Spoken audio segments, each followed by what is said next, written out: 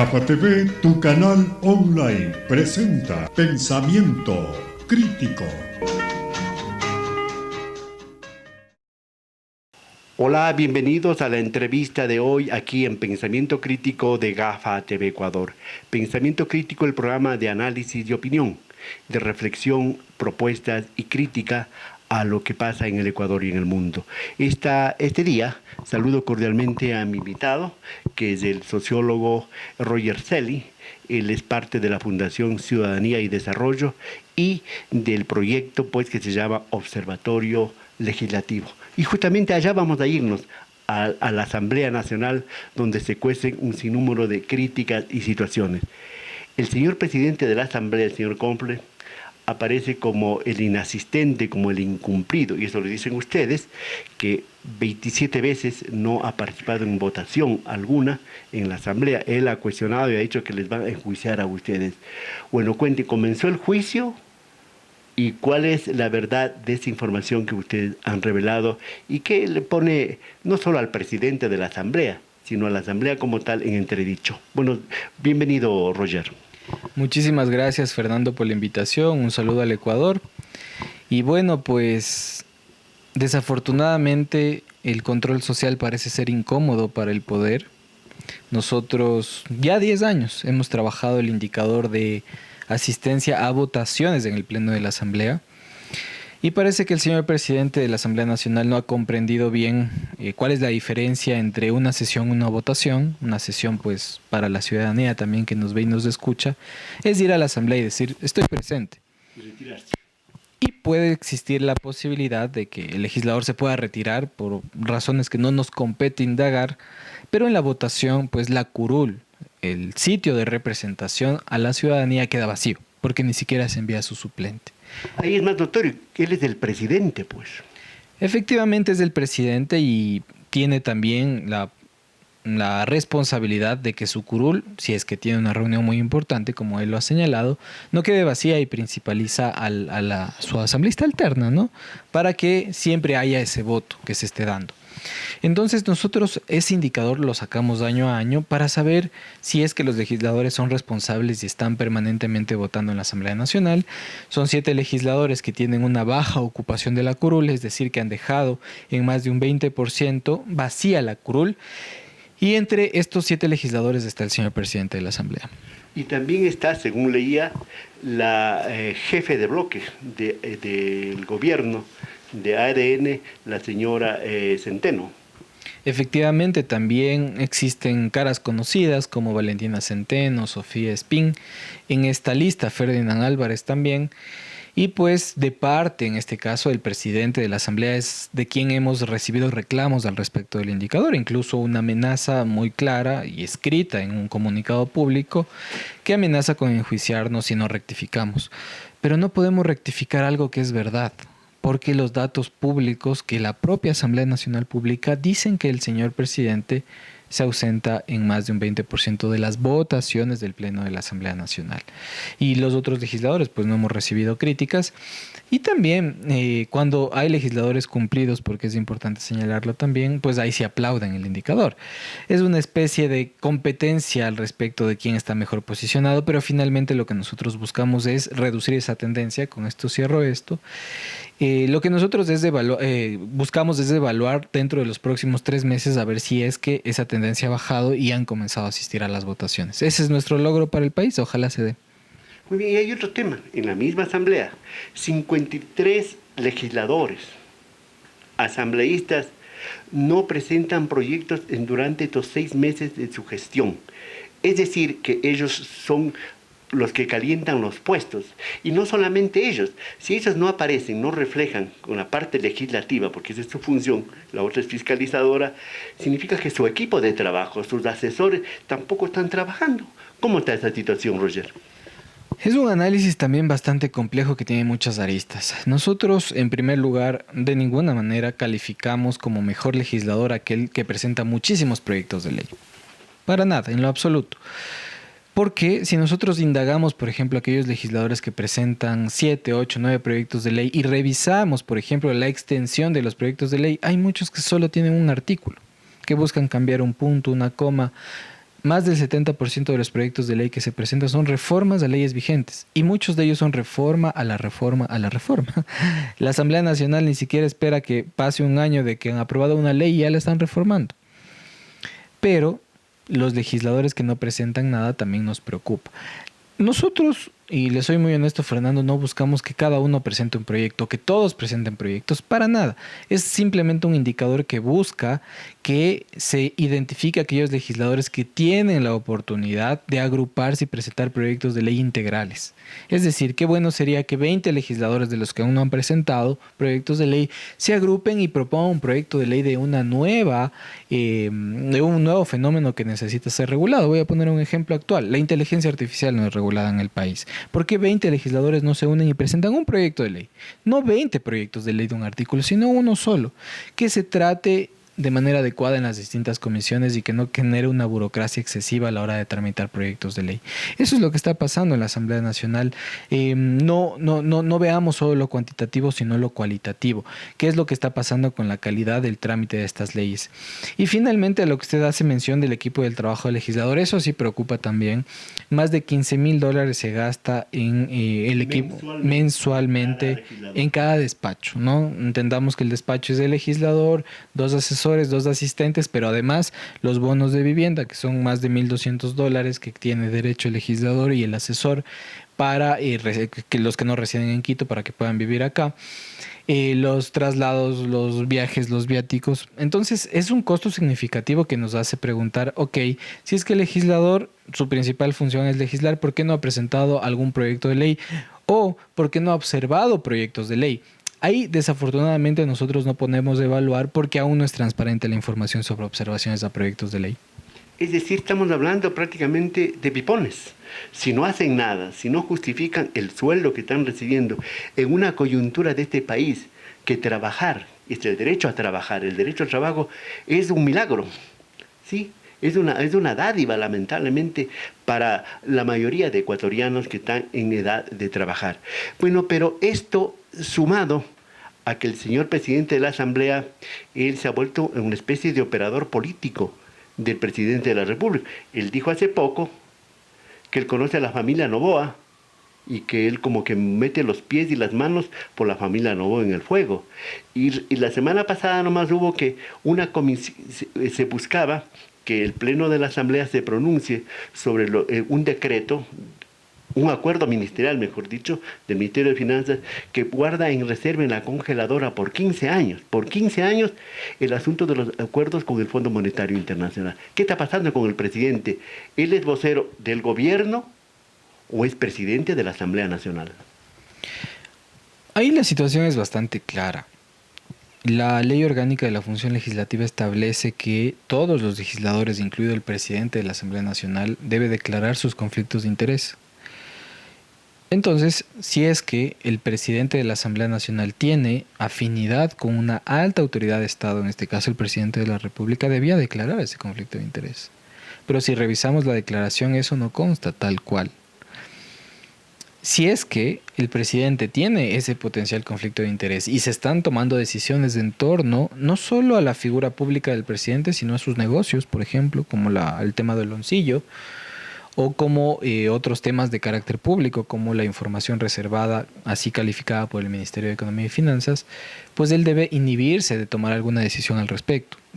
Es lo que manda la ley, debe alejarse de decisiones que podrían entrar en conflicto de interés y, por ejemplo, encargar la presidencia, en este caso a la primera vicepresidenta, Viviana Veloz.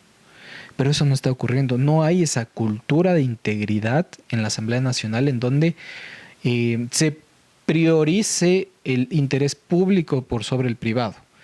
Las declaraciones del presidente de la Asamblea Nacional fueron muy exactas. Dijo, esto es un asunto privado, yo soy amigo del presidente y en eso pues no tiene que intervenir acá, para nada. Eso sí interviene porque es un asunto, es la primera autoridad de la primera función del Estado, en este caso la función legislativa. Y sus asuntos privados, en este caso al tener una relación directa con la política y lo público, tienen que ver con lo público, no es un asunto privado.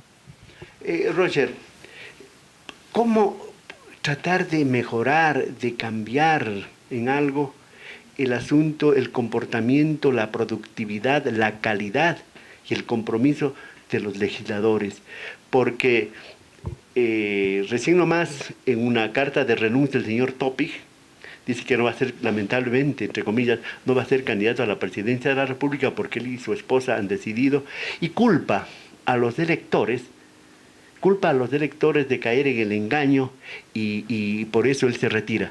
Pero yo diría un poco, le tiro la pelotita. La culpa es de los políticos, de los dirigentes, que no se forman en primer lugar y que no se comportan como este país necesita. Entonces, ¿qué ejemplo están dando a los electores? ¿Por qué tirarle la pelotita a los electores?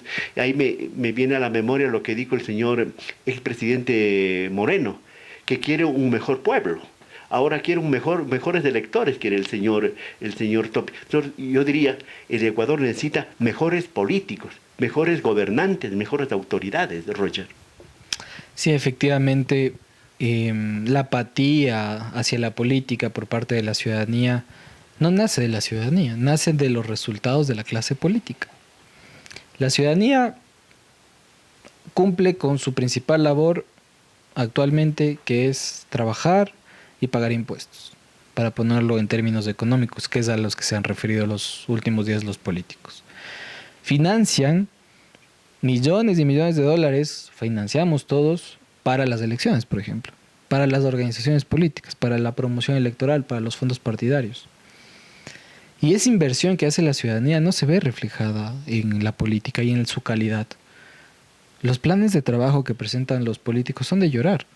Muchos de ellos incluso han sido denunciados de plagio y otros que han sido procesados con inteligencia artificial.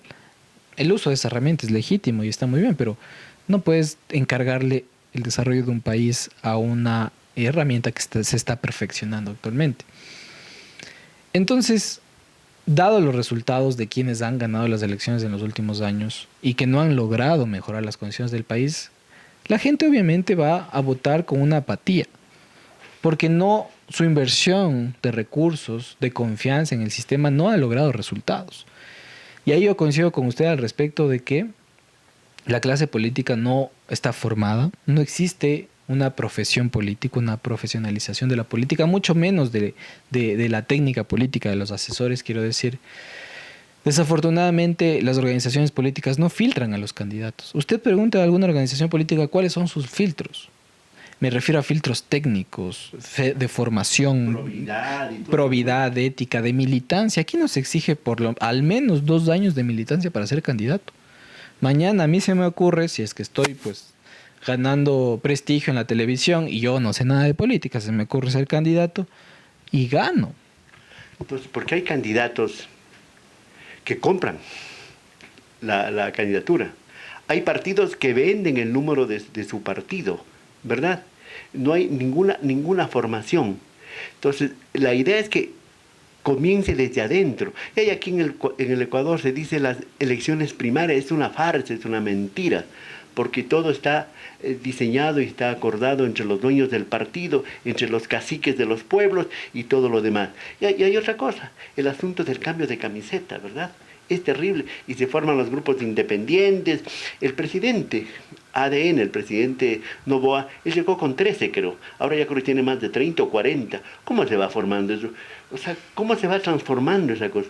Y en la asamblea se está hablando un poco de normar, ¿sí? De reglamentar ese asunto de los cambios de camiseta. ¿Cómo podríamos hacer eso para que, en primer lugar, los candidatos sean nacidos de sus organizaciones políticas, no comprados, no arrendados, no alquilados, y que luego respondan a una posición ideológica, a una posición política, y no simplemente aparecen, como usted dice, Roger, porque hizo un bonito gol, o porque tuvo una buena caracterización en la televisión, alguna cosa, y aparecen como candidatos. Este problema es sistemático, es estructural. El sistema electoral, y antes de hablar de lo que pasa en la Asamblea Nacional y el camisetazo, pues el tema del preelectoral es importante señalarlo. En primer lugar, el sistema de listas cerradas provoca que lleguen a la Asamblea Nacional personajes sin haber sido La famosa evaluados. plancha, ¿no? La plancha, efectivamente. Si es que mi candidato a presidente de mi afinidad es de determinado partido, voy a votar por la lista de legisladores y eso no me va a permitir tratar de no votar por cierto candidato que puede ser incómodo para el país. Es por eso que incluso se repitió la misma asamblea en más de un 50% de la que fue cesada. O sea, fue increíble ese tema, porque si usted le preguntaba a la gente cuando se cesó la asamblea, cuando se la disolvió Guillermo Lasso, ¿qué le parece que hayan cesado la asamblea? La mejor decisión, no extrañamos de la asamblea, estamos bien sin asamblea. Y a la hora de votar, más del 50% fue ratificado. Es decir, el sistema no permitió a la gente discriminar a aquellos que fueron cesados, ¿no? Porque la idea era que no vuelvan. En segundo lugar, pues las falencias en el sistema nos hacen pensar que posiblemente el método de asignación de escaños debe cambiar, porque ¿qué es lo que ocurre? Movimientos políticos locales llegan a la asamblea sin una capacidad de representación nacional. Lo que quiero decir es que movimientos locales ponen asambleístas para legislar sobre la nación cuando nacen desde una ciudad local. Un cambio lógico en el Código de la Democracia sería que las organizaciones políticas de alcance local solo postulen hasta concejales o hasta alcaldes o a prefectos, pero no a la Asamblea Nacional, porque eso desfigura la representación en el Parlamento y genera estos asambleístas sueltos. Si nosotros ahorita contamos el número de asambleístas sueltos, chullas como los llaman algunos, que están en la Asamblea, son más de 20. Y ahí conecto con lo que ha pasado con el presidente Noboa y su operación política. Estos 20 le han permitido a Daniel Noboa el generar esas mayorías cuando se pelea con ciertos bloques políticos. Roberto Izurieta, el ex secretario de Comunicación, decía sin empacho, y también Valentina Centeno, nosotros trabajamos en cada tema con ecuaciones políticas diferenciadas. Es decir, mayoría móvil, asambleístas sueltos. Y bueno, digamos que eso es parte de la gestión política, pero la mayoría móvil implica que se generen acuerdos con base en intercambios y negociaciones. Yo les pregunto, ¿qué intercambiaban? ¿Cuál fue la base de la negociación? ¿El país? Yo no sé si es que al legislador le interesa el país. Dando y dando esta cosa. Exacto. Nada es inocente y nada gratuito en política. Y es más, haga el negocio conmigo, pues, ¿no? Y lamentablemente. Usted, para estas elecciones que se aproximan ya, que son el 9 de febrero del 2025, donde se renovará la Asamblea y donde se cambiará presidente y vicepresidente o a la inversa, ¿verdad? ¿Qué perspectiva? ¿Qué pasa con los... Ahora mismo hay más de 260 movimientos y partidos políticos a nivel nacional, tanto nacionales, provinciales, cantonales y parroquiales, ¿verdad? ¿Cuál es la perspectiva del Observatorio Legislativo, de la Fundación Ciudadanía y Desarrollo para estas próximas elecciones? Porque ya estamos en campaña electoral. Yo no sé si al señor Guarderas, del Consejo de Participación Ciudadana, estará haciendo ya cálculos para qué denuncias hacer, porque va a haber, le digo al señor Guarderas, de hecho ya hay ahora mismo precampaña electoral. Por supuesto, ya se está dando la precampaña electoral y van a ser unos meses muy interesantes previos a las elecciones, porque, a ver, en primer lugar, este país, como dice un gran analista, Pedro Donoso, es un país de minutos. Hoy está en una tendencia hacia arriba, mañana una tendencia hacia abajo y así va cambiando. El asesinato de Fernando Villavicencio fue una clara muestra de que este país es inestable. Daniel Noboa no iba a ser presidente de la República. Los cambios de última hora hicieron que él sea presidente de la República. Un beneficiario. Yo diría que de alguna manera las circunstancias hicieron que su candidatura sea posible, viable y que sea presidente actualmente. Pero ese es el problema del país. Es un país no solo inseguro en materia de seguridad ciudadana, sino inseguro en materia política. No se sabe, no se puede predecir qué va a pasar en el país. De hecho, muchos de los acuerdos comerciales que se buscan con otros países se van a frenar porque no se sabe si realmente Daniel Noboa va a poder ser reelecto actualmente, a pesar de que está en el poder. Entonces, esta incertidumbre que hay hacia las elecciones nos hace pensar en que todo puede pasar. Pero evidentemente podemos poner una base sobre lo que naturalmente podría pasar en los próximos meses. Lamentablemente estamos en un momento incierto y estamos como cerrados los ojos, ¿sí? Yo quiero terminar este diálogo así brevemente sobre el asunto de la Ley Orgánica de Servicio Exterior, ¿sí? Que trató la Asamblea, eso pasará al Ejecutivo. ¿Por qué? Porque el presidente de la República, a través de la Cancillería, se busca bajar la edad de los diplomáticos, ¿sí? Quiere bajarse a 30 años. ¿Por qué? Porque existe un interés directo de poner amigos, sobre todo en la Embajada de Estados Unidos, que hasta ahora no tiene embajador, ¿sí? ¿Qué cuenta? Porque ustedes han hecho un cuestionamiento a este tema. Nosotros publicamos una alerta que le titulamos Reformas a la Carta. Y tiene una base muy sólida al respecto de lo que ocurrió en la Asamblea Nacional. Se presentaron legítimamente proyectos de ley que reformaban la Ley de Movilidad Humana, un tema muy importante para el país y para aquellos que están en situación de movilidad humana. Desafortunadamente, en el trámite, a última hora y sin debate, eso es importante señalarlo, sin debate se incluyó una reforma a la Ley de Servicio Exterior. Ley de Movilidad Humana, Ley de Servicio Exterior, dos normativas distintas, pero se aprovecharon de la posible similitud en cuanto al nombre para incorporar una reforma que buscaba reducir la edad para ser embajador a 26 años.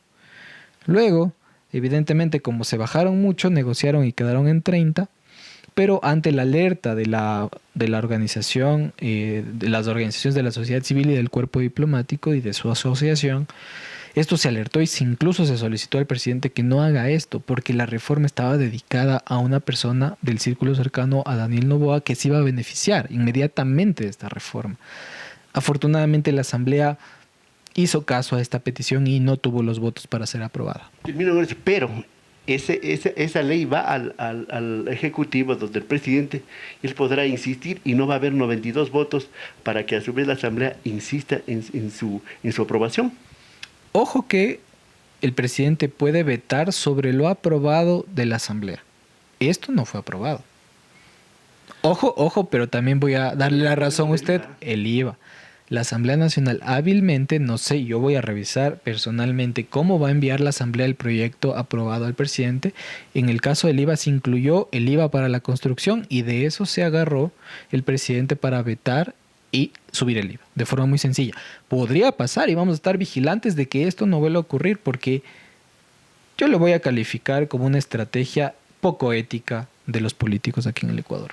Lamentablemente, el presidente de la República y el presidente de la Asamblea tienen conflicto de intereses, son amigos, y no está mal que sean amigos, pero este país no es de amigos nomás. Este país es de 18 millones de ecuatorianos que estamos vigilando y queremos que se legisle, que se gobierne en función de los 18 millones de ecuatorianos y no de familias amigas y de compañeros y panas. Señoras y señores, agradezco la presencia aquí en los estudios de GAFA TV Ecuador al sociólogo Roger Celi de la Fundación Ciudadanía y Desarrollo y del Observatorio Legislativo por haber compartido este día en Pensamiento Crítico de GAFA TV Ecuador. Seguiremos analizando, reflexionando y criticando lo que hay que hacerlo de los temas más importantes y que nos interesa a los ecuatorianos.